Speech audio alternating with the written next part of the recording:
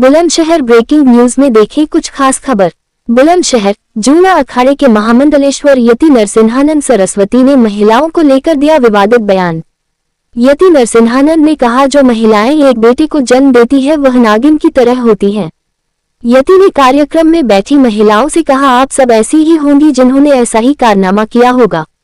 परिवार को बड़ा करो वरना 2-2 रुपये में बिकोगी। यति एक बेटे का पागलपन छोड़ो, कम से कम 2-3 बेटे और एक बेटी होनी चाहिए। यति एक समस्या मुसलमानों की भी है, ये एक दिन आपको मारकर घरों पर कब्जा करेंगे, बहन बेटियों को मंडियों में बेचेंगे, बलात्कार करेंगे और रखेल बनाएंगे।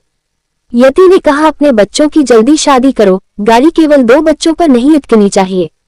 यति नरसिंहानंद सरस्वती आज दोतपुरम शिव मंदिर बुलंदशहर में श्रीमद् भागवत कथा में शामिल हुए थे।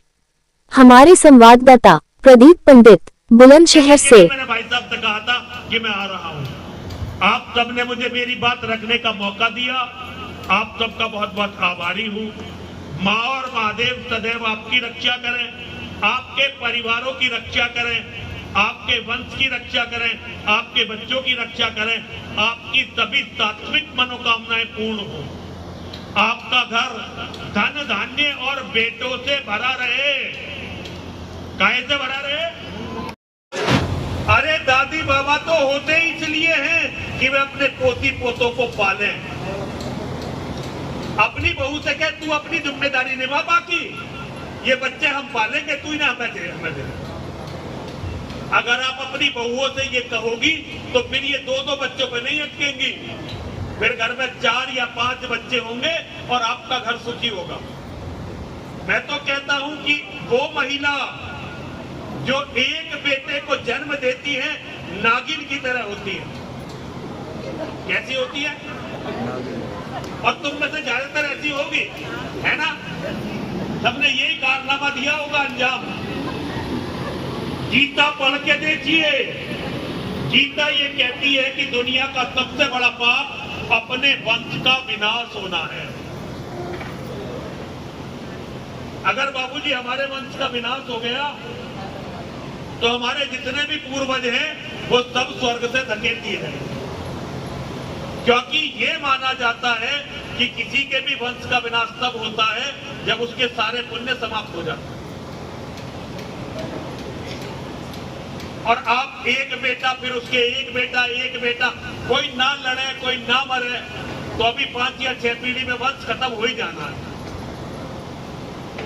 कोई एक्सीडेंट, कोई बीमारी, दुनिया में बहुत सारे झगड़े बगड़े। वैसे तो अभी एक बहुत बड़ी समस्या मुसलमानों की भी है, जिनका केवल ये उद्देश्य है कि एक दिन आप सबको मार के आपके घरों पर कब्जा करेंगे और हमारी बहन बेटियों को मंडियों में बेचेंगे, बलात्कार करके, या अपनी रखेल बनाएंगे। मेरी बेटियों क्षमा करना, ये बात गलत है पर मुझे कहनी पड़ेगी। ये मैं झूठ नहीं बोल रहा हूं आपसे, मैं झूठ बोलने के लिए बाबा बना, झूठ बोलता ही नहीं, मैं सच बोलने के लिए बाबा बना हूं। तो मेरी बेटियों, जो गलती तुमने कर दी, अब अपने बच्चों से कहना, एक तो अपने बच्चों की शादी जल्दी करना। अब आप कहोगे, हम तो भगवान का नाम लेने के लिए बैठे थे, ये पता नहीं कौन पाखंडी बैठा दिया, कैसी कैसी बात कर रहा। राजनीति की नहीं, धर्म समझा रहा हूं। हम बाबाओं का काम यही है, हम आपके द्वारा दिए हुई रोटी को खाते हैं। हमने जो ये कपड़े पहन रखे हैं, आप में से किसी ने दान दिए हुए, ये घड़ी आपकी दान दी हुई है, ये कड़ा, ये चश्मा, हर रोटी का टुकड़ा, एक भी रोटी का टुकड़ा हमने कमाया नहीं। आप गली के कुत्ते को रोटी डालने लगो, गली का कुत्ता भी आपका वफादार हो जाएगा। तो हम तो फिर भी मानव है। अब जब हमें आप रोटी दे रहे हो तो हमारा तो भगवान से केवल यही कहना है कि भगवान सदैव आपकी रक्षा करें, आपके परिवारों की रक्षा करें, आपके बच्चों की रक्षा करें, और जो आपके बच्चों के, आपके परिवार के, आपके धर्म के शत्रु हैं, मेरी मां और मेरे महादेव उनका विनाश करें। लेकिन केवल प्रार्थना से नहीं होता बेटा, कर्म भी करने पड़ते हैं। कर्म प्रधान विश्व रचि राखा, जो जस करी तो तत्फल चाखा, सकल पदार्थ है जग माही, कर्म हीन नर पावत नहीं। भगवान ने ये जो जन्म हमें दिया है, ये जो दुनिया बनाई है, ये कर्म करने के लिए बनाई है। और दुनिया में हर चीज है, अपने कर्मों से हम हर चीज को प्राप्त कर लेते हैं। लेकिन अगर हम कर्महीन हो गए तो हमें फिर कुछ नहीं मिलता। कर्महीन नर पावत नहीं, कर्महीन नर को कुछ नहीं मिलता। तो मेरी बहनों, मेरी बेटियों, मेरे बच्चों, मैं आजकल अपनी बहनों से, बेटियों से ही कह रहा हूं। आदमियों से तो कहना मैंने छोड़ दिया, तो समझते ही नहीं। तो मैं अपनी बहनों से, बेटियों से, माताओं से यही बात कहता घूम रहा हूं, अपने घर, अपने परिवारों को बचा लो। एक तो अपनी जो जुबान है ना, थोड़ी इस पे काबू रखना सीखो।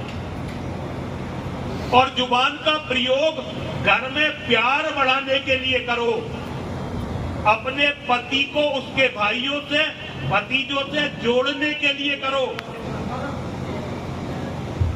ऐसा धरती पर कोई बेटा नहीं होता, कितना ही लायक बेटा हो, एक दो बार जीवन में जरूर कहता है कि तुमने हमारे लिए किया क्या।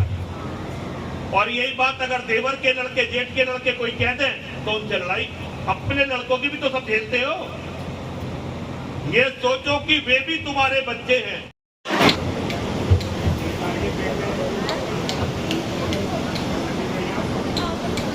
देवादिदेव भगवान महादेव शिव और जगत जननी की मां जगदम्बा के चरणों में नमन करता हूं। परम आदरणीय व्यासपीठ, उनके कारण मुझे आप सबके दर्शन हुए और मुझे कथा में आने का सौभाग्य मिला। आप सभी को बहुत बहुत आशीर्वाद देता हूं। पितृपक्ष अति पवित्र दिन होते हैं। ये एक अंधविश्वास है कि इसमें कोई शुभ काम नहीं करना चाहिए। ऐसा नहीं है, ये तो बहुत ही शुभ दिन होते हैं। लेकिन जो प्रचलित हो गया, अब चलने दीजिए, जैसे सब चला रहे हैं। ये वो दिन है जब हम अपने पितरों को याद करते हैं, जिन्होंने हमें पाला, जिन्होंने हमारा पोषण किया, जिनके कारण हम आज इस धरती पर हैं। जो हमारे माता पिता, हमारे दादी दादा, हमारे परिवार के और लोग जो चले गए, हमें उन्हें कभी भी नहीं भूलना चाहिए। जो अपनों को भूल जाते हैं, उन्हें भी फिर कोई याद नहीं रखता। अगर हम इस परंपरा का निर्वहन न करें तो कल को कोई हमारे लिए भी इस परंपरा का निर्वहन नहीं करेगा। हम सबके साथ यही होना है। अगर हम अपने बच्चों को अच्छा संस्कार देते हैं, हम ये दिखाते हैं कि हम अपने पितरों का कितना सम्मान करते हैं, तो कल हमारी भी तो यही गति होनी है। फिर हमारे बच्चे हमारा सम्मान करेंगे और ये परंपराएं आगे बढ़ेगी। ये भागवत कथाएं, ये श्री राम की कथाएं, ये शिव की कथाएं, ये महादेव की कथाएं, ये देवी भागवत, ये इसलिए की जाती है ताकि हम जीवन जीने के तरीके को सीखें। हम परिवार के साथ बिल्कुल ठीक, कंफर्टेबल हो, बिल्कुल बिल्कुल अच्छा, ताकि हम लोग जीवन जीने के तरीके को सीखें और अपने बच्चों को बहुत अच्छे संस्कार दें। ये पितृ पक्ष है, आप ये समझ लीजिए कि इस पितृ पक्ष के संदेश हैं जो हर घर तक पहुंचने चाहिए, हर हिंदू के मन तक पहुंचने चाहिए। धरती पर सबसे बड़े मां और महादेव हैं, लेकिन हर घर में मां और महादेव का स्वरूप रहता है।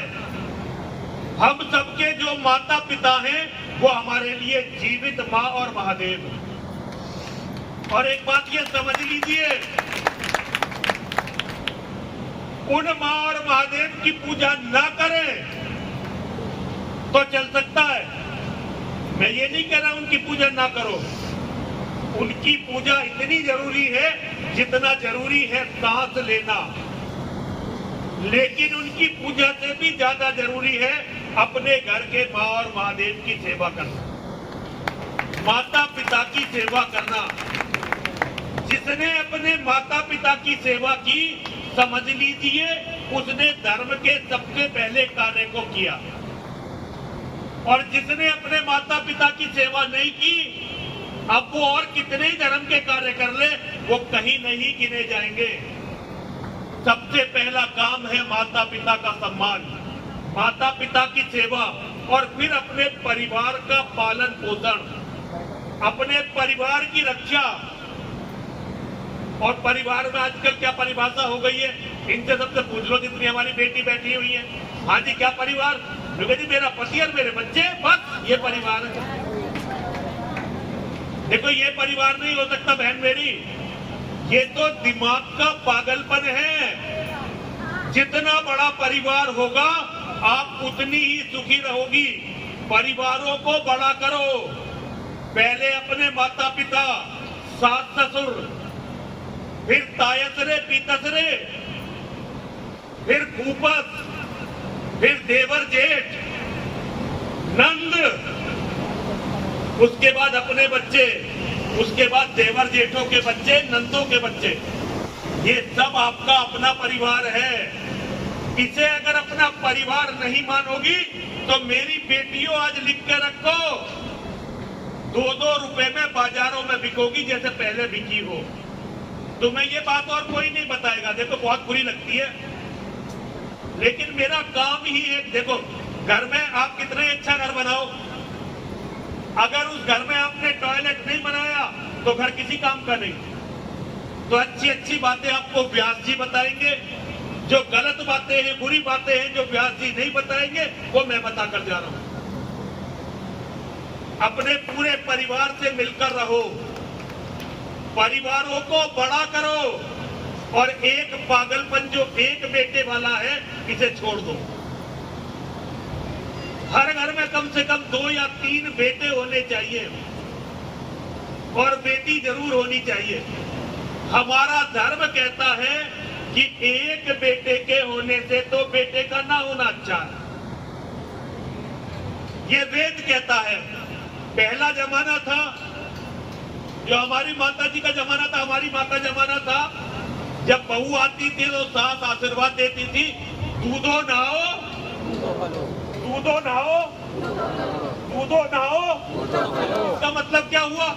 घर में बहुत तो दूध हो कि पी तो लो ही, साथ में नहा भी लो, और पूत बहुत सारे होने चाहिए। दूधो नहाओ और पूतो फलो। और आज जो मॉडर्न सास हो गई है,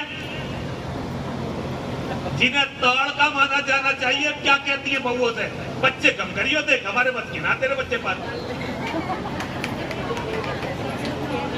हम जब छोटे छोटे से थे ना, हमारे पिताजी ने हमें कभी गोदी में नहीं उठाया। पहले बड़ा शर्म आती थी लोगों को अपने बच्चों को गोदी में उठाते।